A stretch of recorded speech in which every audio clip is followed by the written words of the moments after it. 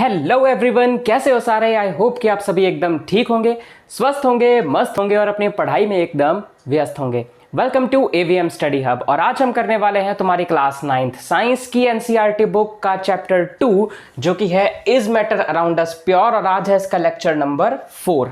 आज के इस लेक्चर में हम इस चैप्टर को पूरी तरह से कंप्लीट कर देंगे। और पिछले 3 लेक्चर्स में हमने अभी तक क्या पढ़ लिया है, चलो शुरुआत के 2 से 3 मिनट में एक बार उसे रिवाइज कर लेते हैं। तो लेक्चर नंबर 1 में हमने सबसे पहले तो इस चैप्टर की इंट्रोडक्शन पढ़ी। उसके बाद हमने मिक्सचर्स के बारे में समझा कि मिक्सचर्स क्या होते हैं। फिर हमने टाइप्स ऑफ मिक्सचर्स के बारे में जाना कि मिक्सचर्स कितने टाइप्स के होते हैं, कौन से होते हैं, जिसमें हमने पढ़ा था होमोजीनियस और हेट्रोजीनियस मिक्सचर के बारे में, और वो हमने समझे एक्टिविटी 2.1 के जरिए। ठीक है। फिर उसके बाद हमने एक्टिविटी 2.2 के जरिए 3 अलग अलग तरह के मिक्सचर्स के बारे में थोड़ा आइडिया लिया, जिनमें से एक तो था सॉल्यूशन, दूसरा था सस्पेंशन और तीसरा था कोलॉइडल सॉल्यूशन। ठीक है। और हाँ, मेरे ये जो लेक्चर्स है ना, ये तुम्हारी इस साल की न्यू एनसीईआरटी बुक के अकॉर्डिंग है, 2023-24 वाली एनसीईआरटी बुक। क्योंकि इससे पिछले साल तक तुम्हारी एनसीईआरटी बुक जो थी उसके मुकाबले इस साल की एनसीईआरटी बुक में काफी सारे चेंजेस हैं, तो इसलिए पुरानी एनसीईआरटी बुक रहने दो, नए वाली लो। क्योंकि अगर तुम पुरानी वाली को फॉलो करते हुए चलोगे तो तुम्हें बहुत कंफ्यूजन होने वाली है। क्योंकि यहां पर जो एक्टिविटी 2.4 हम आज के लेक्चर में करने वाले हैं ना, पिछले साल यही एक्टिविटी 2.10 यानी कि 2.10 थी। तो सोचो, वैसे तो 2.10 बोला जाता है उसको, 10 नहीं बोला जाता पॉइंट के बाद वाली चीजों को, पर मैंने समझाने के लिए बताया कि सोचो कितना डिफरेंस हो चुका है। इसलिए नई एनसीईआरटी बुक ले लो, वरना कंफ्यूज होते रहोगे और उल्टा मेरे को बोलोगे सर आप गलत करवा रहे हो। मैं गलत नहीं करवा रहा हूं, तेरे पास बुक पुरानी है, नई बुक ले ले। तो ये हमने लेक्चर नंबर 1 में किया। उसके बाद लेक्चर नंबर 2 में हमने क्या किया, अब मैं तुम्हें वो बताता हूं। लेक्चर नंबर 2 में हमने तो लेक्चर नंबर 1 में इन तीनों मिक्सचर्स का थोड़ा आइडिया लिया था कि ये क्या है, पर डिटेल में नहीं समझा था। तो फिर लेक्चर नंबर 2 में इस सॉल्यूशन को हमने डिटेल में समझा, इसकी सारी प्रॉपर्टीज, इसकी डेफिनेशन, इससे जुड़े जितने भी इंपॉर्टेंट टर्म्स हैं, इंपॉर्टेंट एग्जांपल्स है, सब कुछ। उसके बाद हमने लेक्चर नंबर 2 में कंसंट्रेशन ऑफ अ सॉल्यूशन के बारे में समझा, कंसंट्रेशन ऑफ अ सॉल्यूशन के बारे में समझा। और इस कंसंट्रेशन ऑफ सॉल्यूशन को एक्सप्रेस करने के लिए हमने 3 मेथड्स को समझा, यानी कि 3 फॉर्मूलाज थे जिन्हें हमने पढ़ा, याद किया। और वो 3 फॉर्मूलाज कौन से थे? एक था मास बाय मास परसेंटेज का, एक था मास बाय वॉल्यूम परसेंटेज का, और एक था वॉल्यूम बाय वॉल्यूम परसेंटेज का। और फिर इन फॉर्मूलाज को पढ़ के हमने इसके ऊपर एक एग्जाम्पल के तौर पर क्वेश्चन भी किया, जो तुम्हारी एनसीईआरटी न्यू एनसीईआरटी बुक में एग्जाम्पल 2.1 है, वो भी हमने सॉल्व करी। ठीक है। इतना करने के बाद इसमें हमने एक्टिविटी 2.3 को भी डिस्कस किया था इसी लेक्चर में, लेक्चर नंबर 2 में। ठीक है। इतना हमने लेक्चर नंबर 1 और 2 में कर लिया था। फिर लेक्चर नंबर 3 में हमने क्या किया था, मैं तुम्हें वो बताता हूं। ठीक है। अगर तुम्हें ये नोट करना है तो कर सकते हो, मैं 5 तक गिन लेता हूं, फिर रेस कर दूंगा 1 2 3 4 5। ठीक है। पॉज करके कर लेना अगर नोट तुम करना चाहो तो। वैसे ये तो सिर्फ एक रीकैप है, 2 से 3 मिनट में तुम्हें सिर्फ जल्दी जल्दी मैं बता रहा हूं कि मैंने क्या करवा दिया है, वरना जब मैं इस लेक्चर की चीजें तुम्हें करवानी शुरू करूंगा ना, उसे तो पूरी डिटेल में करवाएंगे, डोंट वरी, कोई दिक्कत नहीं है। फिर लेक्चर नंबर 3 में हमने सॉल्यूशंस तो हमने लेक्चर इसमें कर लिया। फिर उसके बाद सस्पेंशन, इसकी डेफिनेशन, इससे जुड़े सारे इंपॉर्टेंट एग्जांपल्स, इंपॉर्टेंट टर्म्स और इसकी प्रॉपर्टीज, सब कुछ लेक्चर 3 में किया। कोलॉइडल सॉल्यूशन की भी हर एक चीज को, प्रॉपर्टीज, डेफिनेशन वगैरह हमने इसी में डिस्कस कर ली थी। फिर तो कुछ नहीं, लेक्चर 3 में मतलब इन 2 चीजों को हमने डिटेल में डिस्कस किया था। इसके अलावा कुछ और एक्स्ट्रा इंपॉर्टेंट चीज तो नहीं है जो मैं रीकैप में तुम्हें बता सकूं, वो सब उस लेक्चर में है। मोटी मोटी यही दोनों चीजें करवाई थी। आज के इस लेक्चर में हम फिजिकल एंड केमिकल प्रॉपर्टीज से आगे कंटिन्यू करने वाले हैं इस चैप्टर को, और आज के इसी लेक्चर में कंपाउंड्स तक, एंड तक वाले टॉपिक तक जाके इसे कंप्लीट भी करेंगे। तो चलो, अगर इतना नोट करना चाहो तो कर सकते हो, मैं बढ़ता हूं फिर आगे। चलो अब हम आज का ये लेक्चर शुरू करते हैं, और ये आज के इस लेक्चर का सबसे पहला टॉपिक है फिजिकल एंड केमिकल चेंजेस। ठीक है, इसके बारे में हमने पढ़ना है और इससे शुरुआत करनी है इस लेक्चर की। तो इन पॉइंट्स को पढ़ने से पहले मैं तुम्हें फिजिकल और केमिकल चेंजेस का मतलब बता देता हूं। तो यार देखो, अगर तुमने पहला chapter matter in our surroundings कर रखा है, जो कि तुम्हें पक्का कर ही रखा होना चाहिए, तभी तुम इन चीज़ों को बहुत अच्छे से समझ पाओगे। उसमें हमने फिजिकल चेंजेस के बारे में तो बहुत ही सारी बातें करी हैं, है ना, और कई फिजिकल प्रॉपर्टीज़ या कई फिजिकल चेंजेस के बारे में, उनकी टर्म्स के बारे में हमने डिस्कस भी किया है, जैसे कि boiling point, melting point, fluidity, rigidity, और ऐसे ही और भी कई सारे टर्म्स थे जो हमने फिजिकल प्रॉपर्टीज़ में चैप्टर नंबर 1 में डिस्कस किए। और एक्चुअल में फिजिकल प्रॉपर्टी होती क्या है या फिजिकल चेंज होता क्या है? एक ऐसा चेंज जिसमें सिर्फ स्टेट चेंज होती है पर प्रोडक्ट का केमिकल नेचर चेंज नहीं होता, या किसी भी सब्सटेंस का मुझे कहना चाहिए केमिकल नेचर चेंज नहीं होता। जैसे अगर एक पानी है, पानी को ही अगर मैं ठंडा कर दूंगा फ्रिज में रख के तो बर्फ बन जाएगा, और अगर उसी पानी को मैं हीट कर दूंगा तो वो भाप या वेपर बन जाएगा, पर वो रहा तो पानी ही ना, वो कुछ और तो नहीं बन गया। बर्फ में भी पानी है, पिघला दोगे फिर पानी बन जाएगा। जो भाप बना वो भी पानी ही है, पानी का ही वेपर वाला फॉर्म है ना, तो पानी तो नहीं बदला ना, पानी तो पानी रहा। तो ये फिजिकल चेंज या फिजिकल प्रॉपर्टीज होती हैं, यानी एक ऐसा चेंज जो कि हमें होते हुए दिखता है और जिसमें स्टेट चेंज होती है, बस किसी चीज के कोई केमिकल नेचर चेंज नहीं होता। अब केमिकल नेचर या केमिकल चेंज होने का मतलब क्या? यानी कि कोई दो या दो से ज्यादा चीजें आपस में मिलकर कुछ चेंज लेकर आए, और वो चेंज ऐसा हो कि बिल्कुल ही डिफरेंट हो उन चीजों से जिनसे मिलकर वो नई चीज बनी है। एग्जाम्पल के तौर पर तुम्हें पता है कि वाटर का जो फॉर्मूला होता है वो होता है H2O, है ना, वाटर यही होता है, इतना तो पता होगा।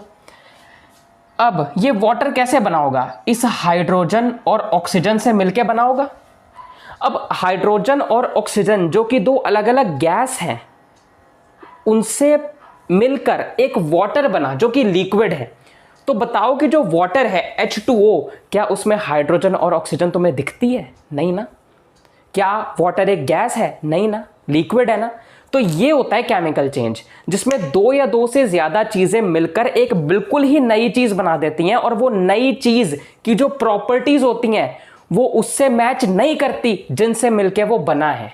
जैसे कि यहां पे वाटर H2O बना, पर इसमें से इसकी कोई भी प्रॉपर्टी हाइड्रोजन या ऑक्सीजन की अलग अलग जो भी प्रॉपर्टीज है उनसे मैच नहीं करती, और बिल्कुल ही एक नई चीज बन गई। इसे कहते हैं केमिकल चेंज। ठीक है, और फिजिकल चेंज जैसा मैंने बताया, ये वाटर की एग्जांपल देके जो मर्जी चेंज कर लो, बाद में एंड वो वाटर ही बन जाना है, तो वो फिजिकल चेंज है। अब तुम्हें इतना तो पता चल गया होगा कि भाई फिजिकल और केमिकल चेंज होता क्या क्या है ना। और चैप्टर 1 में फिजिकल प्रॉपर्टीज या फिजिकल चेंजेस के ऊपर तो बहुत सारी बातें कर रखी हैं हमने। अब केमिकल चेंजेस के बारे में थोड़ी सी हम बातें करने वाले हैं। फिजिकल चेंज को तो बहुत पढ़ लिया, अब आई केमिकल चेंज की बारी। ठीक है, अब अगर मैं तुमसे कहूं कि वाटर और कुकिंग ऑयल, जो तेल घर में यूज होता है खाना वगैरह बनाने के लिए, इनमें केमिकली क्या डिफरेंस है, तो तुम क्या बताओगे? इसकी एक तो यार ऑर्डर में डिफरेंस होता है। ऑर्डर, इसमें ODOUR, इस ऑर्डर का मतलब होता है स्मेल, जो तुम सूंघते हो ना। तो कुकिंग ऑयल और वाटर की स्मेल में डिफरेंस होता है, मतलब वाटर की तो कोई स्मेल होती नहीं है, ऑयल की होती है, तो स्मेल में डिफरेंस तो हो गया। और इसमें डिफरेंस होता है इनफ्लेमेबिलिटी में, यानी कि इनके जलने में या जलाने में। जैसे अगर कोई आग जल रही है, उसमें तुमने ये कुकिंग ऑयल या तेल डाला तो आग और बढ़ेगी, पर वहीं अगर तुमने आग के ऊपर पानी डाल दिया तो आग बुझेगी। तो इनफ्लेमेबिलिटी में भी डिफरेंस हो गया ना। तो इसका मतलब इसमें ये वाले डिफरेंसेस होने की वजह से ये केमिकली भी डिफरेंट है, चाहे वो एक दोनों मतलब लिक्विड ही क्यों ना हो। कुकिंग ऑयल भी लिक्विड है, वाटर भी लिक्विड है, पर सिर्फ लिक्विड होने से वो फिजिकली सेम थोड़ी ना हो जाते हैं। उनकी केमिकल प्रॉपर्टीज अलग हैं, अंदर की बात अलग है। है ना। कौन सी बातें अलग है वो मैंने बता दी, ठीक है। इन्फ्लेमेबिलिटी के बारे में डिस्कस हो गया। अब अगला पॉइंट ये है कि बर्निंग जो है वो एक केमिकल चेंज होता है, ठीक है। मतलब हर एक चीज का जलना नहीं, पर कुछ चीजें ऐसी हैं जिनको अगर हम जलाएंगे तो उनमें कुछ केमिकल चेंजेस होंगे, ठीक है। केमिकल चेंजेस, या जैसे कि अगर हम किसी भी चीज को जलाते हैं तो वो ऑक्सीजन के साथ में रिएक्ट करके कुछ ना कुछ नई चीज बनाती है ना। तो मतलब अलग अलग चीजें बनती हैं। सीधी सी बात है, तुम्हें एग्जाम में ना तुम्हें सिर्फ इतना पूछा जाएगा कि बताओ बर्निंग एक फिजिकल चेंज है या केमिकल चेंज है। तुमने कहना है केमिकल चेंज है बस। बाकी इसके अलावा तुम एक्स्ट्रा अगर कुछ भी और समझना चाहो तो वो तुम्हारी चॉइस है, पर इससे ज्यादा समझने की जरूरत नहीं है। उसके बाद ये जो केमिकल चेंज मैं बोल रहा हूं बार बार कि केमिकल चेंज होना, दो चीजों का या दो से ज्यादा चीजों का मिलकर एक नया प्रोडक्ट बन जाना जो कि बिल्कुल ही अलग हो उन चीजों से जिससे मिलकर वो बना है, तो इस प्रोसेस को या इस केमिकल चेंज को केमिकल रिएक्शन बोलते हैं, जिनसे कोई भी दो या दो से ज्यादा चीजें मिलकर एक नया प्रोडक्ट बन जाता है। और हाँ, वैसे ये तुम्हारी बुक में नहीं है, पर तुम्हारी इंफॉर्मेशन के लिए, थोड़ी एक्स्ट्रा नॉलेज के लिए बता दूं कि जिन दो चीजों से मिलके हमारा एक नया प्रोडक्ट बनता है उन दो चीजों को कहते हैं रिएक्टेंट जो रिएक्ट करती हैं। तो रिएक्टेंट्स रिएक्ट करके एक नया प्रोडक्ट बनाती हैं जो उन रिएक्टेंट्स से काफी अलग होता है, उसकी प्रॉपर्टीज प्रोडक्ट की रिएक्टेंट्स से काफी अलग होती है। तो यह हमारा केमिकल चेंज होता है। तो मैंने कई सारी चीजों को बार बार रिपीट करके तुम्हें अच्छे से तुम्हारे दिमाग में डालने की कोशिश करी है कि भाई समझ लो फिजिकल और केमिकल चेंज क्या होता है, क्योंकि तुमसे तुम्हारे एग्जाम में ये बहुत बार पूछा जाने वाला है और बहुत बार पूछा गया है पहले। तो मैं दोबारा बता देता हूं मैंने अभी तक क्या पढ़ाया तुम्हें। फिजिकल और केमिकल चेंजेस के बारे में हमने पढ़ा, फिजिकल चेंज क्या होता है, केमिकल चेंज क्या होता है। उसके बाद वाटर और कुकिंग ऑयल के एग्जांपल से हमने समझा कि इन दोनों में केमिकली क्या डिफरेंस है। बर्निंग एक केमिकल चेंज का एग्जांपल है। केमिकल चेंज को केमिकल रिएक्शन भी कहते हैं, जिसमें एक न्यू प्रोडक्ट फॉर्म होता है, ठीक है। तो ये हमने अभी तक पढ़ा। अब हम थोड़ा आगे बढ़ते हैं, इसको नोट करो। आगे बढ़े, चलो आगे बढ़ते हैं। अब हम पढ़ेंगे टाइप्स ऑफ प्योर सब्सटेंसेस को, यानी प्योर सब्सटेंसेस के कितने कौन से टाइप्स होते हैं उनके बारे में पढ़ेंगे। उनके जितने भी टाइप्स हैं उनके टाइप्स की डेफिनेशन और फिर उनकी प्रॉपर्टीज के बारे में पढ़ेंगे, ठीक है। सबसे पहले तो जानते हैं ये प्योर सब्सटेंसेस क्या होता है। अब देखो यार, अगर तुम ये चैप्टर मुझसे लेक्चर नंबर 1 से पढ़ते आ रहे हो ना, तो तुम्हें पता होगा, मैंने इसकी इंट्रोडक्शन में भी तुम्हें बताया था कि प्योर सब्सटेंसेस क्या होते हैं। प्योर सब्सटेंसेस होते हैं जिनमें कोई मिलावट ना हो, जिसमें कोई भी किसी भी चीज का मिक्सचर ना हो, वो होते हैं प्योर सब्सटेंसेस, है ना। अब प्योर सब्सटेंसेस को इनकी केमिकल कंपोजिशन या केमिकल प्रॉपर्टीज के अकॉर्डिंग दो टाइप्स में बांटा गया है। सबसे पहला टाइप है एलिमेंट्स और दूसरा टाइप है कंपाउंड्स, ठीक है। अब एलिमेंट्स की डेफिनेशन और इसकी प्रॉपर्टीज हम करेंगे, उसके बाद कंपाउंड्स की डेफिनेशन और उसकी प्रॉपर्टीज को अब हम डिटेल में पढ़ने वाले हैं। पर ये अब करने से पहले मेरा तुमसे एक क्वेश्चन है। मैंने तुम्हें अभी फिजिकल और केमिकल चेंजेस के बारे में बताया कि ये चीज़ें होती क्या है। डिटेल में मैंने उन 3 पॉइंट्स के जरिए तुम्हें water, cooking oil, chemical change, chemical reaction वगैरह के बारे में काफ़ी कुछ बताया है ना। उसके ऊपर मैं तुमसे एक क्वेश्चन पूछता हूँ, बताओ बर्निंग ऑफ अ कैंडल, एक मोमबत्ती का जलना एक फिजिकल चेंज है या केमिकल चेंज है। मैं तुमसे 2 सवाल पूछूंगा, दोनों में से एक का आंसर मैं अभी दूंगा और दूसरे का आंसर सोचने के लिए मैं तुम्हें थोड़ा सा टाइम दूंगा, क्योंकि दूसरे क्वेश्चन का आंसर मैं तुम्हें दूंगा इससे अगली वीडियो में, जिसमें हम इस चैप्टर को एक ही वीडियो में 1 घंटे से भी कम के अंदर रिवाइज करेंगे, 1 शॉट में। पहला क्वेश्चन तो यही है कि मोमबत्ती का जलना, burning of a candle, physical change है या केमिकल चेंज है। सोचने के लिए मैं तुम्हें 5 सेकंड का वक्त देता हूं, सोचो। 1 2 3 4 5। सोच लिया। तो burning of a candle physical change भी है और केमिकल चेंज भी है। हाँ, कैसे? अब तुम मुझे बताओगे दूसरे क्वेश्चन का आंसर कि बताओ इसमें फिजिकल चेंज क्या है और केमिकल चेंज क्या है, और इसका आंसर मैं तुम्हें दूंगा अगले लेक्चर में, ठीक है। इस क्वेश्चन के साथ मैं थोड़ा सा तुम्हें सस्पेंस में छोड़ रहा हूं, और बाकी अभी इस लेक्चर पे कंसंट्रेट करो। इस लेक्चर को पूरा देखने के बाद तुम इस क्वेश्चन के बारे में सोचना। बाकी अगर ना आए तो अगले लेक्चर में तो मैं तुम्हें बताऊंगा इसका आंसर, ठीक है, जिसमें हम इस चैप्टर को वन शॉट में डिटेल में डिस्कस कर लेंगे। फिलहाल इसके ये जो 2 टाइप्स है इनके बारे में अब हम पढ़ेंगे। इतना नोट करना चाहो तो कर सकते हो, मैं साइड हो जाता हूं, कर लो। चलो अब हम एलिमेंट्स के बारे में आगे चर्चा करते हैं, ठीक है। तो एलिमेंट्स को सबसे पहले यूज किया था एक रॉबर्ट बॉयल नाम के साइंटिस्ट ने 1661 में। उसके बाद एंटोइन लॉरेंट लेवोइजियर नाम के एक साइंटिस्ट थे जिनका बर्थ हुआ था 1743 में, और यहाँ से लेकर 1794 तक वो जिए थे।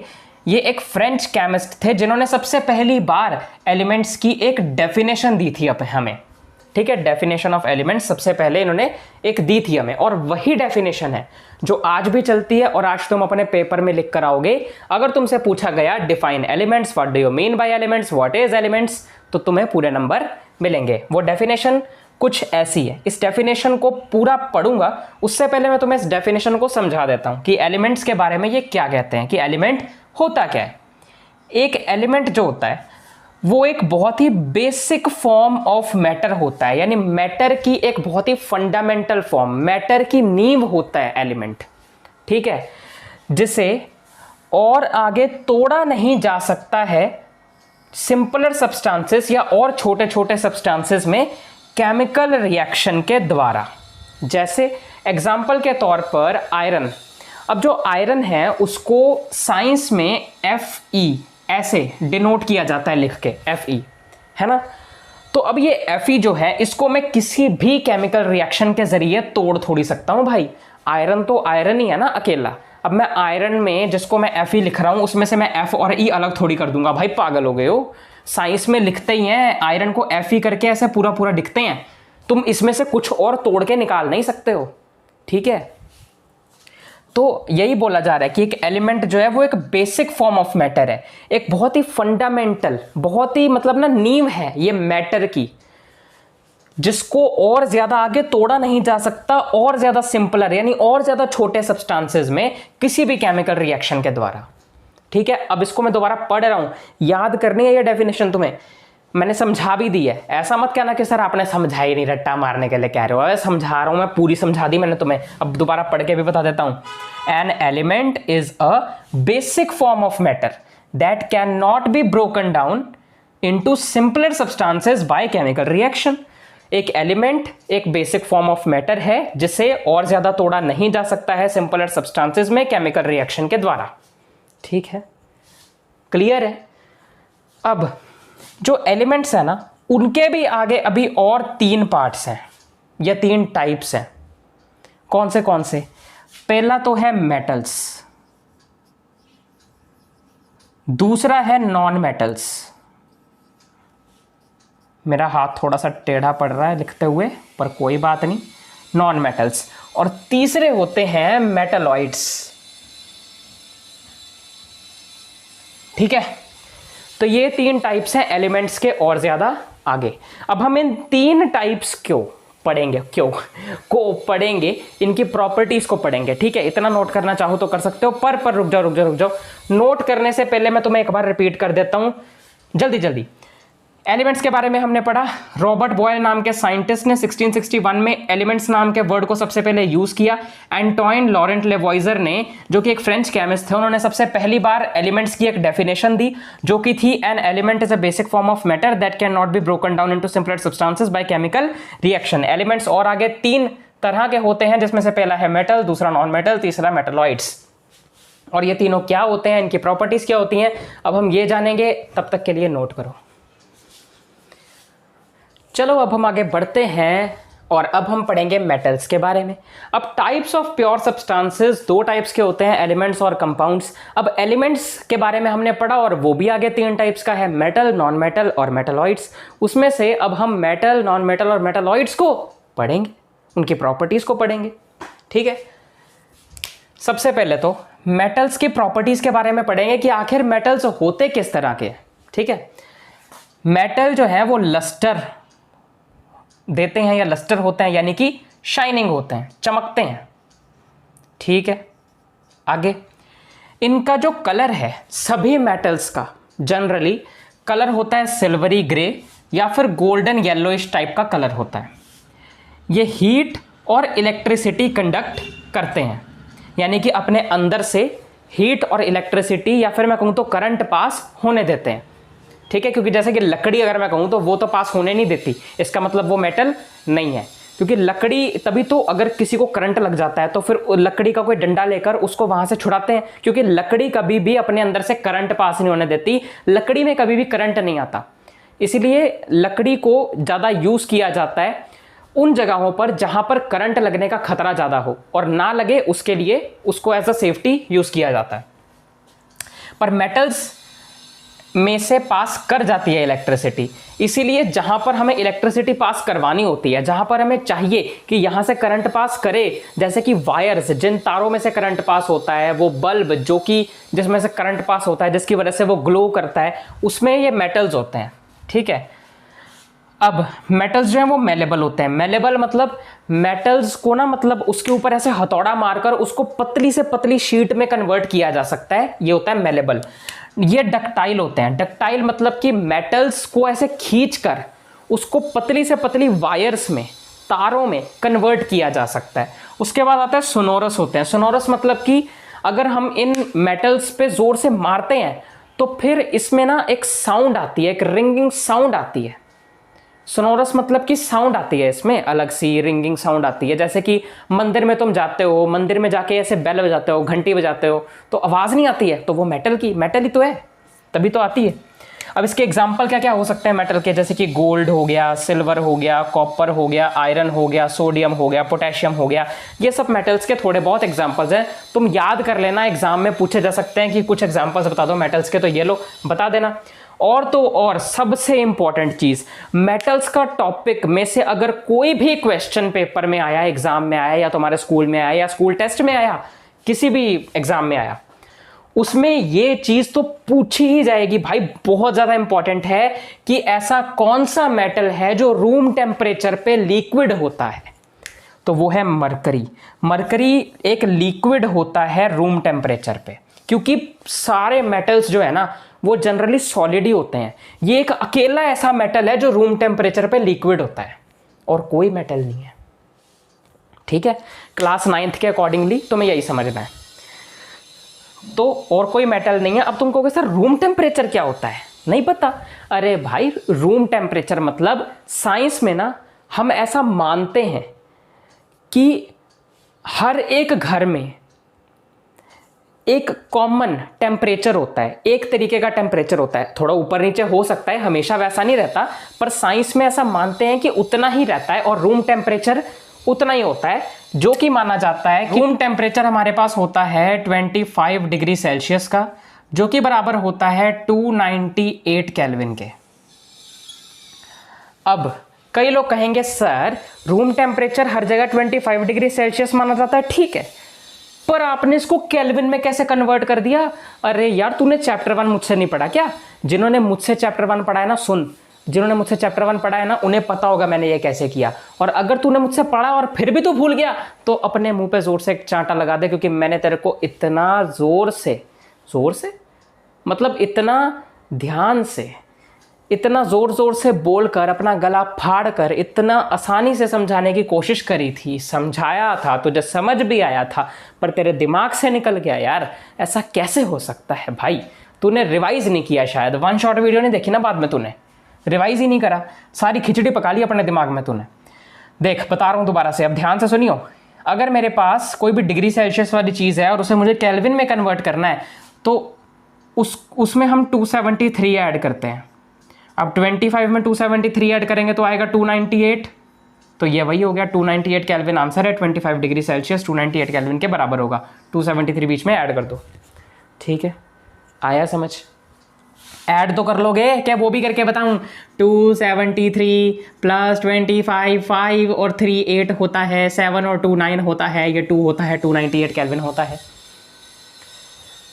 ठीक है भाई, 273 केल्विन 25। चलो, तो अभी तक हमने जो पढ़ लिया है मेटल्स के बारे में, उसे ज़रा मैं तुम्हें समझा दूं। चलो समझा देता हूँ।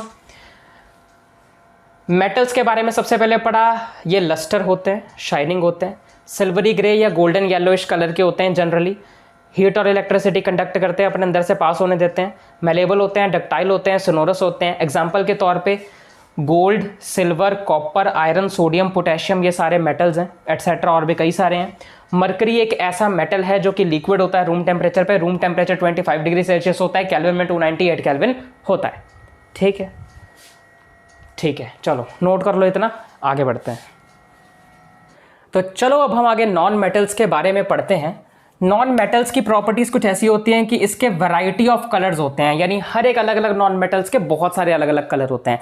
जैसे मेटल्स में तो फिक्स था ना, जनरली 2 तरीके के कलर थे जो मैंने अभी बताए थे, पर इसमें वैरायटी ऑफ कलर्स हो सकते हैं। ये पुअर कंडक्टर होते हैं हीट और इलेक्ट्रिसिटी के, यानी कि हीट और इलेक्ट्रिसिटी को अपने में से पास नहीं होने देते हैं। ये ना ही लस्ट्रस होते हैं, ना ही सोनोरस होते हैं, ना ही मेलेबल होते हैं, ना ही डक्टाइल होते हैं, यानी मेटल्स वाली प्रॉपर्टी इनमें नहीं होती है। नाम से पता चल रहा है नॉन मेटल्स, जो मेटल्स नहीं हैं उनकी सारी उल्टी प्रॉपर्टीज ही हैं। एग्जाम्पल याद कर लेना, hydrogen, oxygen, iodine, carbon, bromine, chlorine etcetera, ये सारे नॉन मेटल्स होते हैं। ठीक है, मेटलॉइड्स में तुम्हें यही बता देता हूं, ठीक है, ध्यान से देख लेना। मेटलॉइड्स क्या होते हैं यार, देखो मेटलॉइड्स पता क्या होते हैं, जैसे नॉन मेटल्स और मेटल्स दोनों की प्रॉपर्टीज में से कुछ मेटल्स ऐसे होते हैं जो इन दोनों की ही प्रॉपर्टीज में से कुछ कुछ सेम प्रॉपर्टीज जिनकी होती हैं, या मैं कहूं तो मेटल और नॉन मेटल के बीच में कहीं आते हैं, या मेटल और नॉन मेटल के इंटरमीडिएट होते हैं, वो मेटलॉइड है। जैसे मेटल की एक प्रॉपर्टी है कि वो 2 तरह के जनरली कलर्स का हो सकता है, नॉन मेटल की है कि वो कई सारे कलर का हो सकता है। अब समझ लो कि नॉन मेटल में भी एक ऐसा मेटल, मतलब नॉन मेटल में भी एक ऐसा नॉन मेटल है और एक ऐसा मेटल है जिनका कलर सेम है, तो ये प्रॉपर्टी सेम हो गई ना। तो ऐसे ही कुछ सब्सटेंसेस होते हैं जिन्हें मेटलॉइड्स कहते हैं, उनकी प्रॉपर्टीज कुछ मेटल्स और नॉन मेटल्स की कुछ प्रॉपर्टीज बिल्कुल सेम हो जाती हैं। या तो मैं कहूं कि मेटलॉइड्स इन दोनों के इंटरमीडिएट होते हैं या इनके बीच में आते हैं, वही होते हैं। अगर तुम्हें डेफिनेशन लिखने के लिए कहा जाए मेटलॉइड्स की, तो यही कहोगे, metalloids are the intermediates between metals and non metals. सीधी सी बात है, वो मेटलॉइड्स होते हैं। मेटलॉइड्स के एग्जांपल क्या क्या हो सकती हैं, जैसे कि बोरॉन, जैसे कि सिलिकॉन, और क्या हो सकती है जर्मेनियम, GER, जर्मेनियम एटसेट्रा, ये मेटलॉइड्स है। मेटलॉइड्स भी मैंने इसी पर मैंने तुम्हें करवा दिया। ठीक है, चलो नॉन मेटल्स के बारे में हमने क्या पढ़ा, इसके वैरायटी ऑफ कलर होते हैं, हीट और इलेक्ट्रिसिटी के पुअर कंडक्टर हैं, लस्ट्रस नहीं है, सोनोरस नहीं है, मेलेबल नहीं है, डक्टाइल नहीं है। एग्जाम्पल है इसके hydrogen, oxygen, iodine, carbon, bromine, chlorine etcetera. Metalloids क्या होते हैं, जो मेटल और नॉन मेटल्स के इंटरमीडिएट होते हैं, जैसे कि बोरॉन, सिलिकॉन, जर्मेनियम एटसेट्रा। हाँ, इतना ज़्यादा पढ़ा दिया है, अभी स्लिप ऑफ टंग बहुत ज़्यादा हो रहा है, बहुत फंबल हो रहा है, कोई बात नहीं, आगे बढ़ते हैं। अब मैं तुम्हें एलिमेंट्स के बारे में ना यार बस थोड़ी बहुत चीज़ें और बताऊंगा जो तुम्हारी एनसीईआरटी में दी हैं, जो तुम्हें बतानी ज़रूरी है। उसके बाद फिर हम कंपाउंड्स को शुरू करते हैं सीधा। ठीक है, चलो नोट कर लो। तो चलो एलिमेंट्स के बारे में थोड़ी बहुत चीज़ें जो रह गई थी जानने वाली, उसे जानते हैं और इस एलिमेंट्स के टॉपिक को ख़त्म करते हैं, कंप्लीट करते हैं। अब आज के टाइम पे 100 से भी ज़्यादा एलिमेंट्स हमें मिल चुके हैं, डिस्कवर हो चुके हैं, जिसमें से 92 एलिमेंट्स जो हैं वो नेचुरली अक्करिंग हैं। यानी कि नेचुरली अक्करिंग का मतलब हमें नेचर से मिले हैं, इंसानों ने नहीं बनाए। 92 एलिमेंट्स ऐसे हैं उनमें से। बाकी जितने भी एलिमेंट्स बच गए 100 से भी ज़्यादा हैं, एग्जैक्ट कितने हैं ये नहीं पता, पर अभी और जितने भी और एलिमेंट्स बच गए 92 के अलावा, वो सारे मैनमेड है, इंसानों के बनाए हुए हैं। और मेजॉरिटी एलिमेंट्स जो हैं वो सॉलिड हैं। मेजॉरिटी मतलब ज़्यादातर जितने भी एलिमेंट्स हैं वो सॉलिड फॉर्म में हैं। जितने भी एलिमेंट्स हैं अभी तक, उसमें से जो 11 एलिमेंट्स हैं, 11 वो रूम टेम्परेचर पर गैसियस स्टेट में होते हैं। और जो 2 एलिमेंट्स हैं, जितने भी एलिमेंट्स हमें मिल चुके हैं उनमें से जो 2 एलिमेंट है वो लिक्विड होते हैं रूम टेम्परेचर पे, जैसे कि मरकरी और ब्रोमीन। अब तुम कहोगे सर आपने तो कहा था कि रूम टेम्परेचर पे लिक्विड सिर्फ मरकरी होता है, अब क्या हो गया, अब ब्रोमीन कहां से आ गया? अरे भाई मैंने तुम्हें कहा था कि रूम टेम्परेचर पर मरकरी ही सिर्फ एक ऐसा मेटल है जो कि लिक्विड होता है। मैंने ये थोड़ी कहा था एक अकेला ऐसा एलिमेंट है, मैंने कहा था एक अकेला ऐसा मेटल है, क्योंकि ब्रोमीन कोई मेटल थोड़ी ना है भाई, ब्रोमीन तो नॉन मेटल है ना? मेटल है या मेटलॉइड है, मतलब नॉन मेटल है कि मेटलॉइड है ब्रोमीन? हाँ, ब्रोमीन हमारा नॉन मेटल है, हाँ नॉन मेटल है, तो ब्रोमीन तो नॉन मेटल है। एक अकेला मेटल है मरकरी जो कि लिक्विड होता है रूम टेम्परेचर पे। पर अगर मैं सारे एलिमेंट्स की बात करूं, सारे एलिमेंट्स में तो नॉन मेटल भी आएगा, मेटल भी आएंगे, मेटलॉइड्स भी आएंगे, सब आएंगे। उन सभी में से सिर्फ 2 एलिमेंट्स ऐसे हैं जो लिक्विड होता है रूम टेम्परेचर पे, जिसमें से एक है मरकरी, एक है ब्रोमीन। और हमारे पास 2 एलिमेंट्स होते हैं जिनका नाम है गैलियम और सीजियम। ये 2 एलिमेंट्स जो हैं लिक्विड हो जाते हैं जब टेम्परेचर 303 केल्विन या इससे ज्यादा हो। रूम टेम्परेचर वाला कितना होता था, रूम टेम्परेचर कितना होता था? 298 केल्विन, क्या 25 डिग्री सेल्सियस। तो रूम टेम्परेचर से ज्यादा टेम्परेचर 303 केल्विन पे जब टेम्परेचर होता है या फिर इससे ज्यादा हो जाता है, तो तब गैलियम और सीजियम नाम के जो एलिमेंट्स हैं वो लिक्विड हो जाते हैं, बन जाते हैं। ठीक है, मैं दोबारा से बता देता हूं मैंने क्या क्या अभी तक बता दिया। आज के टाइम पर 100 से भी ज्यादा एलिमेंट्स डिस्कवर हो चुके हैं, जिसमें से 92 नेचुरली अकरिंग है और बाकी के बचे हुए मैन मेड है। मेजॉरिटी एलिमेंट्स सॉलिड है। 11 एलिमेंट्स बीच में से रूम टेम्परेचर पे गैसियस स्टेट में है। 2 एलिमेंट्स ऐसे हैं जो कि लिक्विड है रूम टेम्परेचर पे, जैसे मरकरी और ब्रोमीन है वो।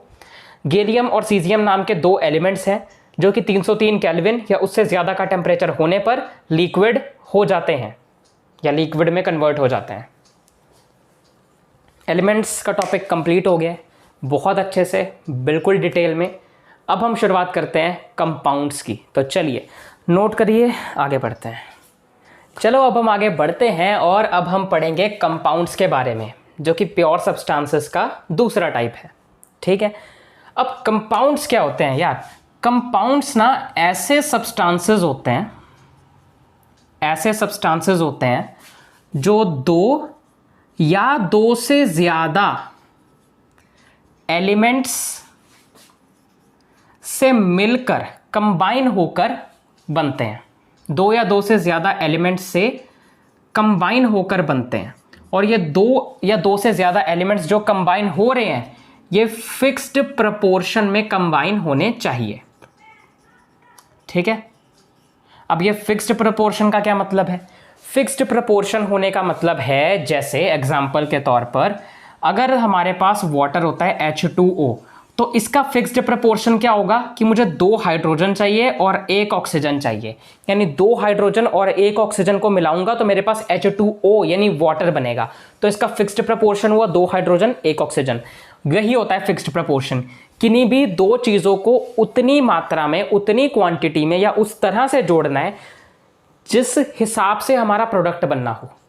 ठीक है, अब मैं इस चीज़ को तुम्हें बहुत ही ज़्यादा फंडामेंटल या बेसिक तौर पे बता रहा हूँ, क्योंकि अगर मैं तुम्हें ये चीज़ बहुत डिटेल में बताने लग गया ना, क्योंकि मैंने जो तुम्हें चीज़ बताई है वो कंप्लीट नहीं है, वो सिर्फ तुम्हें कंसेप्ट समझाने के लिए थोड़ा आइडिया दिया है मैंने, वरना ये कंप्लीट डिटेल अगर मैं इसके बताने लग गया ना तो तुम समझ नहीं पाओगे और तुम्हारे दिमाग के ऊपर से जाएगा।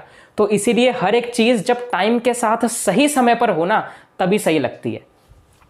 तो अभी इन केमिकल रिएक्शन के बारे में बहुत डिटेल में जानने का समय आया नहीं है, ना ही तुम्हारी एनसीईआरटी बुक ने तुमसे ये पढ़ने के लिए कहा है और ना ही तुम्हारे एग्जाम में आएगा। जितना आएगा उतना मैं बता रहा हूँ, समझा रहा हूँ।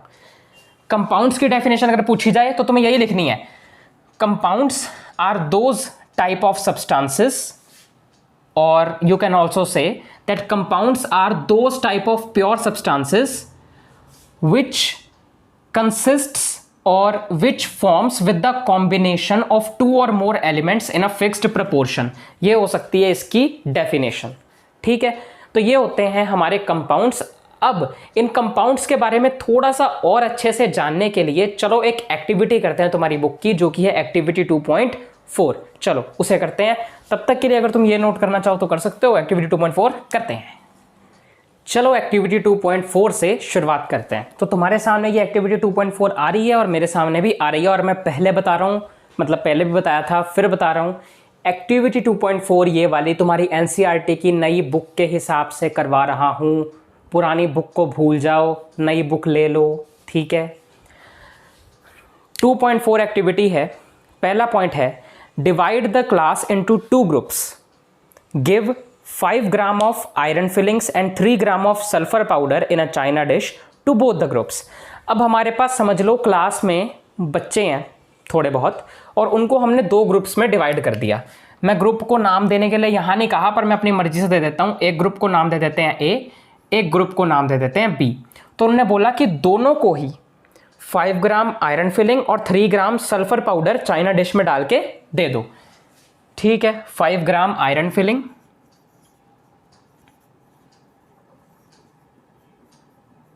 और 3 ग्राम सल्फर पाउडर, जो कि येलो से कलर का होता है, वो इसे भी देना है और इसे भी यही सेम चीज़ देनी है। मैं यहाँ पे ऐसे लिख देता हूँ सेम, ठीक है, देनी है। फिर सेकंड पॉइंट है, ग्रुप 1 को हमने कहना है mix and crush iron filings and sulphur powder. Group 1 को हमने कहना है कि इन दोनों चीज़ों को तुम मिक्स कर दो और क्रश कर दो एकदम ऐसे मिक्स करके। तो ठीक है, ग्रुप 1 क्या कर रहा है कि इन दोनों चीज़ों को मिक्स कर रहा है और क्रश कर रहा है। ग्रुप 2 क्या कर रहा है, mix and crush iron filings and sulphur powder, ठीक है। Heat this mixture strongly till red hot, remove from flame and let the mixture cool. वो कह रहे हैं कि बी वाले को बोलो कि उसके पास ये जो दोनों चीज़ें हैं उसको सबसे पहले तो मिक्स और क्रश कर दे ए वाले की तरह, करने के बाद इसको हीट कर दे, हीट कर दे, और तब तक हीट करे जब तक ये जल के लाल पीला काला नहीं हो जाता। हीट करता रहे, और एक बार जब ये अच्छे से हीट हो जाए उसके बाद फिर इसको कूल करे, मतलब ठंडा होने के लिए छोड़ दे, ठीक है। ये ग्रुप दूसरे वाले ग्रुप ने कर दिया, तो इन्होंने ग्रुप 1 और 2 नाम दे दिया है इनको। तो मैं भी फिर ए और बी क्यों दूं, मैं 1 और 2 ही दे देता हूं। ये ग्रुप 1 है, ये ग्रुप 2 है, ठीक है। उसके बाद ग्रुप्स 1 एंड 2। अच्छा, अब हमें दोनों ग्रुप्स को कहना है ये करने के लिए, check for magnetism in the material obtained, bring a magnet near the material and check if the material is attracted towards the magnet. अब हमें क्या करना है कि हमें मैग्नेट लेना है और इन दोनों ग्रुप्स को हमने कहना है, दोनों को एक एक मैग्नेट पकड़ा देना है। मैंने सबसे पहले इसको एक मैग्नेट पकड़ा दिया, समझ लो ये एक मैग्नेट है। वैसे ही मैंने इसको भी एक मैग्नेट पकड़ा दिया, समझ लो ये भी एक मैग्नेट है। अब मैं क्या कह रहा हूं, मैं ग्रुप 1 और ग्रुप 2 दोनों को कह रहा हूं कि तुम्हारा जो भी मिक्सचर बन गया है, इसका ये सब करने के बाद और इसका सिर्फ ये मिक्स करने के बाद, उसके पास ये मैग्नेट को लेके जाओ और देखो कि क्या वो मैग्नेट से जो भी बना है मिक्सचर वो अट्रैक्ट होता है। तो ये हमसे पूछा जा रहा है यहां पर। तो अब मैं तुम्हें इसका आंसर बताता हूं कि होता क्या है। जब भी हम ग्रुप 1 वाले मिक्सचर के पास मैग्नेट को लेके आते हैं तो इसमें से जो आयरन वाली फिलिंग्स है ना, ये इसकी तरफ अट्रैक्ट होती हैं। ये सल्फर पाउडर नहीं होता, ये अपनी जगह पे पड़ा रह जाता है, आयरन फिलिंग्स इसकी तरफ अट्रैक्ट हो जाती हैं। यानी आयरन और सल्फर पाउडर अलग हो जाता है एक दूसरे से, आयरन इसकी तरफ अट्रैक्ट हो जाता है और सल्फर वहीं का वहीं पड़ा रहता है। वहीं अगर मैं बात करूं ग्रुप 2 की, अगर तुम इसके पास मैग्नेट लेके जाओ, जब ये कूल हो चुका है इसके हीट वगैरह करने के बाद, तो तब मैग्नेट के पास कुछ भी अट्रैक्ट नहीं होता, कोई भी फर्क नहीं दिखता, ठीक है। ये है इस पॉइंट का आंसर। आगे बढ़ते हैं, आगे क्या बोला गया है। आगे हमसे बोला गया है compare the texture and colour of the material obtained by the groups. वो कहता है कि इन दोनों के कलर और टेक्सचर में बताओ क्या डिफरेंस आया है, ठीक है। अब देखो इसका जो कलर है वो बेसिकली क्या है कि ये येलो कलर का था, आयरन फिलिंग्स थोड़ी सी डार्क ब्राउन या ब्लैकिश टाइप के कलर की होती हैं, तो ये बस उनका मिक्स होकर थोड़ा डार्किश कलर कुछ तो बन गया था, डार्क येलोइश कलर कुछ ऐसा बन गया था मिक्स या क्रश करके। वहीं अगर यहाँ इसकी बात की जाए तो इसको तो भाई अच्छे से गर्म करके भून दिया था, फिर बाद में उसको कूल किया, तो ये ना थोड़ा सा बहुत ज़्यादा डार्क रेड या काले के आसपास वाला कलर आ गया था इसका, यानी कलर में डिफरेंस तो था। तुमसे एग्जाम में ये नहीं पूछा जाएगा कि एग्जैक्ट बताओ क्या कलर आया था, नहीं पूछा जाएगा, पर तुम्हें आइडिया होना चाहिए कि क्या क्या आया था, और वो आइडिया मैंने दे दिया। अगला पॉइंट है add carbon disulphide to one part of the material obtained, stir well and filter. ठीक है, अब वो कह रहे हैं कि इस मटेरियल का एक पार्ट यानी कि ग्रुप 1 वाला जो ग्रुप 1 ने बनाया, उसमें कार्बन डाइसल्फाइड डाल के बताओ कोई चेंज आ रहा है क्या। उसको फिर स्टर वेल का मतलब है फिर उसको अच्छे से हिलाओ भी और फिर उसे फिल्टर भी करो। तो अगर हम पहले वाले में कार्बन डाइसल्फाइड डालते हैं, ये एक केमिकल ही होता है, नाम है केमिकल का, डालते हैं तो होता क्या है कि वो केमिकल जो है येलो से कलर का हो जाता है, यानी कुछ ना कुछ रिएक्शन होती है उसमें। आगे बढ़ते हैं, अगला पॉइंट क्या है, ऐड, उन्होंने ये to one part of the material, one part of the material बोला बस, ठीक है, तो वन पार्ट में तो हो गया। आगे ऐड डाइल्यूट सल्फ्यूरिक एसिड और dilute hydrochloric acid to the other part of the material obtained. अब वो कह रहे हैं कि या तो डाइल्यूट सल्फ्यूरिक एसिड या तो डाइल्यूट हाइड्रोक्लोरिक एसिड, इन दोनों में से कोई भी एक एसिड को जो दूसरा पार्ट ऑफ मटेरियल है उसमें डाल दो और फिर बताओ क्या हुआ। ठीक है, और ये जो वाला पॉइंट है डाइल्यूट सल्फ्यूरिक एसिड वाला, ये पॉइंट अगर तुम्हारे स्कूल में लैब है और तुम्हें ये परफॉर्म करने का मन करे तो टीचर की सुपरविजन में ही करना, अकेले मत करने लग जाना, क्योंकि ये बहुत हार्मफुल पॉइंट है अगर तुम सच में ये करने लगोगे तो ये अगर मैं कोई भी डाइल्यूट हाइड्रोक्लोरिक एसिड या सल्फ्यूरिक एसिड इसमें ऐड करता हूं ना, तो होता क्या है कि इसमें से ना बबल्स वगैरह निकलने शुरू हो जाते हैं काफ़ी सारे, और उसके पास अगर थोड़ी सी भी फ्लेम लेके जाओ ना तो वो बहुत जल्दी आग पकड़ लेते हैं और ये काफ़ी हार्मफुल भी हो सकता है। तो ये होता है इस चीज़ में। उसके बाद अगला पॉइंट है perform all the above steps with both the elements separately. तो कहते हैं कि हमने पहले इसके साथ क्या किया, कार्बन डाइसल्फाइड डाला और इसमें एसिड डाला। अब इसका उल्टा भी करके देखो, क्योंकि हमें दोनों एक्टिविटीज़ के साथ हर चीज़ परफॉर्म करनी है, ये बोला गया है। तो चलो, इसमें हमने कार्बन डाइसल्फाइड डाला था, अब इसमें एसिड डाल के देख लेना। इसमें तुम्हें सेम यही चीज़ देखने को मिलने की कि वो बबल्स वगैरह उसे उठने लग जाएंगे, फायर को बहुत जल्दी कैच करेगा, ये सब देखने को मिलेगा। इस चीज़ में जब तुम कार्बन डाइसल्फाइड डालते हो तो इसमें कोई चेंज देखने को नहीं मिलने वाला, वो कार्बन डाइसल्फाइड ऊपर ऐसे ही पड़ा रहेगा, इसके इस मिक्सचर के ऊपर कोई फर्क नहीं पड़ने वाला। ठीक है, ठीक है। अब ऐसा हुआ क्यों?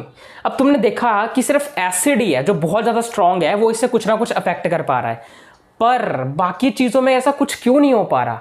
वो इसलिए क्योंकि इसमें जब मिक्स करके हमने हीट करके कूल कर दिया ना, तो हुआ क्या कि ये एक कंपाउंड बन गया। यहां पर ये दोनों को सिर्फ मिक्स किया था और कुछ नहीं किया, यानी इस ग्रुप 1 के केस में ये अलग अलग एलिमेंट्स थे, अलग अलग एलिमेंट्स थे, कंपाउंड नहीं बना था। पर यहां पर हीट करके कूल करने की वजह से आयरन और ये सल्फर पाउडर आपस में जुड़ गया है, यानी दो एलिमेंट्स कंबाइन हो गए हैं, कंपाउंड बन गए हैं, और उन कंपाउंड्स को अब अलग करना बहुत मुश्किल है। ठीक है, अब आया समझ में कि ऐसा क्यों हो रहा है? आगे बढ़ते हैं। अब ना यार, हमसे ना इस एक्टिविटी के रिलेटेड कुछ क्वेश्चन पूछे जा रहे हैं और कहा है कि अब इन क्वेश्चंस के ना आंसर दो। सबसे पहला क्वेश्चन है, did the material obtained by the two groups look the same? कह रहे हैं कि जो भी मटेरियल इन दोनों ग्रुप्स के जरिए हमें मिला वो सेम था? नहीं, सेम तो नहीं था। उसके बाद which group has obtained a material with magnetic properties? इसमें से कौन सा ग्रुप है जो मैग्नेटिक प्रॉपर्टी शो कर रहा है, जो मैग्नेट से अट्रैक्ट हो रहा है, ग्रुप 1 वाला। उसके बाद can we separate the components of the material obtained? जो मटेरियल ऑब्टेन हुआ है हमें दोनों में, क्या उनसे उनके मटेरियल को अलग किया जा सकता है, मतलब एलिमेंट्स को? तो इसमें किया जा सकता है, इसमें नहीं किया जा सकता, क्योंकि इसमें आयरन जो है मैग्नेट रखने से अलग हो जाता है, सल्फर अलग हो जाता है, तो हो रहा है, पर इसको नहीं किया जा सकता, आसानी से नहीं किया जा सकता मतलब। उसके बाद on adding dilute sulphuric acid और dilute hydrochloric acid did both the groups obtain a gas? क्या दोनों में गैस आई? तो हाँ, बिल्कुल आई, दोनों में बबल्स वगैरह उठने लगे, गैस आई, दोनों में आई। उसके बाद did the gas in both the cases smell the same और डिफरेंट? अब जो स्मेल थी दोनों केसेस में वो सेम थी कि डिफरेंट थी? डिफरेंट थी, अलग अलग स्मेल आई दोनों केसेस में। अब दोनों में अलग अलग स्मेल है, कौन से केस में कौन सी स्मेल आई है ये तुम्हें बताऊंगा अभी, पर ये एक्टिविटी कंप्लीट हो गई है तो इसे नोट करो, फिर मैं तुम्हें बताता हूं। चलो नोट कर लो। चलो अब हम आ गए हैं इस चैप्टर के आखिरी पड़ाव पर, आखिरी स्टेज पर, आखिरी लेवल पर। इसके बाद ये चैप्टर खत्म हो जाएगा। ये चैप्टर में मतलब सॉरी अभी तक हमने जो एक्टिविटी करी उसमें हमने ये पढ़ा था कि ग्रुप 1 में हमें एक गैस मिली थी और दोनों डिफरेंट गैस मिली थी जिनके डिफरेंट स्मेल थी। अब कैसी कैसी स्मेल थी, कौन सी वो गैस थी वो देखते हैं। ग्रुप 1 में हमें जो गैस मिली एसिड डालने पर वो थी हाइड्रोजन गैस, जो कि कलरलेस, ऑर्डरलेस और कंबस्टिबल गैस है, यानी उसका कोई कलर नहीं है, कोई स्मेल नहीं है और वो आग जल्दी पकड़ लेती है। ग्रुप 2 में हमें जो गैस मिली एसिड डालने पर वो थी हाइड्रोजन सल्फाइड, जो कि कलरलेस होती है और उसकी जो स्मेल है वो रॉटन एग्स की तरह होती है, यानी कि सड़े हुए अंडों जैसी स्मेल होती है उसकी। और ग्रुप 1 जिसमें हमने आयरन की फिलिंग्स और सल्फर को सिर्फ मिक्स किया, ये एक फिजिकल चेंज था जिसमें आयरन और सल्फर दोनों की ही प्रॉपर्टीज वहां पे हमें दिख रही थी अलग अलग। क्योंकि जब मैं मैग्नेट को पास में लेके गया तो आयरन अट्रैक्ट हो गया, सल्फर नहीं हुआ। मतलब आयरन अपनी अलग प्रॉपर्टी दिखा रहा था कि वो अट्रैक्ट होगा और सल्फर अपनी अलग प्रॉपर्टी दिखा रहा था कि वो नहीं होगा। तभी इसे हम फिजिकल चेंज कह रहे हैं कि मिक्स करके जो भी कुछ नया बना वो कोई बहुत अलग नहीं था। अगर अलग होता तो वो केमिकल चेंज हो जाती, पर ये अलग नहीं था, ये उसके जैसी प्रॉपर्टीज अभी भी शो कर रहा था, तो इसलिए ये था एक फिजिकल चेंज। वहीं अगर मैं बात करूं ग्रुप 2 की, तो ग्रुप 2 में भी इन्हीं दोनों सेम चीज़ों का पहले तो मिक्सचर बनाया। मिक्सचर बनाने के बाद उसे हीट किया बहुत ज़्यादा, इतना कि वो काला ही हो गया। हीट करने के बाद उसे कूल किया, यानी ये प्रोसेस करने के बाद फिर हुआ क्या कि अब ये बन गया एक कंपाउंड, और ये एक कंपाउंड बनने की वजह से यहां पर हो गया एक केमिकल चेंज। केमिकल चेंज होने का मतलब कि जो एक नई चीज बनी वो जिन चीजों से मिलकर बनी उनकी प्रॉपर्टीज शो ही नहीं कर रही, एक नई ही प्रॉपर्टी शो कर रही है, न्यू प्रॉपर्टी। जैसे ये आयरन फिलिंग और सल्फर से मिलकर बना ये वाला कंपाउंड, पर जब मैं मैग्नेट को इसके पास लेके गया तो आयरन अपनी प्रॉपर्टी शो ही नहीं कर रहा, कि आयरन हमेशा मैग्नेट से अट्रैक्ट होता ही है भाई, पर यहां कंपाउंड बनने के बाद नहीं कर रहा अपनी प्रॉपर्टी शो, कुछ नया ही बन गया। इसका मतलब ये क्या हुआ, केमिकल चेंज हुआ। आया समझ? मैंने बताया था ना केमिकल चेंज वो होता है जिसमें 2 या 2 से ज्यादा रिएक्टेंट्स, 2 या 2 से ज्यादा चीजें मिलकर एक नया ही प्रोडक्ट बना देती हैं जो बिल्कुल ही अलग होता है। वही चीज हुआ यहां पे, केमिकल चेंज हो गया। तो ये थे कंपाउंड, ठीक है। तो अभी तक हमने क्या पढ़ लिया, अभी यहां पे ग्रुप 1 में हमें हाइड्रोजन गैस मिली थी जो कि कलरलेस, ऑर्डरलेस और कंबस्टिबल थी। कब? जब हमने उसमें सल्फ्यूरिक एसिड या फिर हाइड्रोक्लोरिक एसिड डाइल्यूट डाला था। ग्रुप 2 में हाइड्रोजन सल्फाइड हमें गैस मिली जो कि कलरलेस थी और उसकी स्मेल सड़े हुए अंडों जैसी, यानी कि रॉटन एग्स के जैसी थी। ग्रुप 1 में जो मिक्सचर बना वो फिजिकल चेंज का एग्जाम्पल था और ग्रुप 2 में जो बना वो एक केमिकल चेंज का एग्जाम्पल था, एक कंपाउंड बन गया था। फिजिकल चेंज में कोई भी 2 या 2 से ज्यादा चीजें मिलकर जो भी एक नई चीज बनाती हैं, वो नई चीज की जो प्रॉपर्टी है वो अपनी उन 2 चीजों से जिनसे मिलकर वो बनी है उसके जैसी उसमें होती है। जैसे इसमें आयरन और सल्फर की रही, आयरन अट्रैक्ट हो गया, सल्फर नहीं हुआ, पर अगर कंपाउंड बन जाए, केमिकल चेंज हो जाए, तो फिर वो अपनी नई प्रॉपर्टी शो करते हैं। कोई पुराने जिन चीजों से वो बनाए उनकी प्रॉपर्टीज शो नहीं करता है, ठीक है। यहां पर तुम्हारा ये चैप्टर कंप्लीट होता है, खत्म होता है यार, बस हो गया, फाइनली खत्म हो गया। नेक्स्ट लेक्चर में इस चैप्टर को 1 शॉट में कंप्लीट करेंगे, एक ही वीडियो में 1 घंटे से भी कम के अंदर इस चैप्टर को डिटेल में पढ़ लेंगे, ठीक है। मतलब सारे इंपॉर्टेंट कॉन्सेप्ट, क्वेश्चंस जितने एग्जाम में आ सकते हैं सब कुछ बता दूंगा मैं तुम्हें। तुम्हारी वो कैंडल वाले क्वेश्चन का आंसर भी दे दूंगा, और तो और तुम्हारी बुक में ना इस चैप्टर के लास्ट में कंपाउंड्स और मिक्सचर्स का डिफरेंस दिया हुआ है एक टेबल के जरिए, उसके बाद एक फ्लो चार्ट दिया हुआ है कंपाउंड्स, प्योर सब्सटेंसेस वगैरह का, वो भी उस वीडियो में कवर हो जाएगा, ठीक है। बाकी चैप्टर खत्म हो चुका है, कंप्लीट हो चुका है, मौज करो।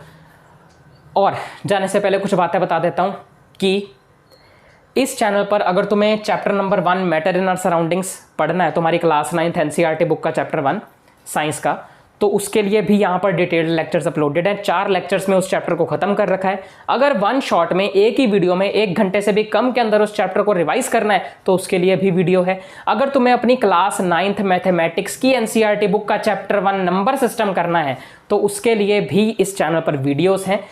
उसकी सारी एक्सरसाइजेस करवा रखी हैं, again new book, new NCERT book के हिसाब से, और हर एक्सरसाइज को करने से पहले, उसके क्वेश्चंस को सॉल्व करने से पहले उसके पीछे जितने भी कॉन्सेप्ट है उसके लेक्चर्स में करवा रखे हैं। मैथ्स के लेक्चर्स अलग है, एक्सरसाइजेस की वीडियोस अलग है। जैसे लेक्चर 1 आया, उसमें एक्सरसाइज 1.1 को सॉल्व करने के लिए सारे कॉन्सेप्ट मैंने बता दिए, फिर अगली वीडियो में एक्सरसाइज 1.1 को सॉल्व करवा दिया। ऐसे लेक्चर 2 फिर 1.2 एक्सरसाइज, फिर लेक्चर 3 फिर 1.3 एक्सरसाइज, ऐसे। और लेक्चर्स के अंदर ही तुम्हारी बुक की सारी एग्जाम्पल्स भी कवर्ड हैं उसमें। ठीक है, बस हो गया। अगर वीडियो अच्छी लगी हो लाइक कर देना, ज़्यादा से ज़्यादा स्टूडेंट्स को, अपने फ्रेंड्स को शेयर कर देना। कोई फीडबैक हो, कुछ भी अच्छा लगा हो इस वीडियो में, कमेंट कर सकते हो। सब्सक्राइब कर देना, नोटिफिकेशन बेल को ऑन कर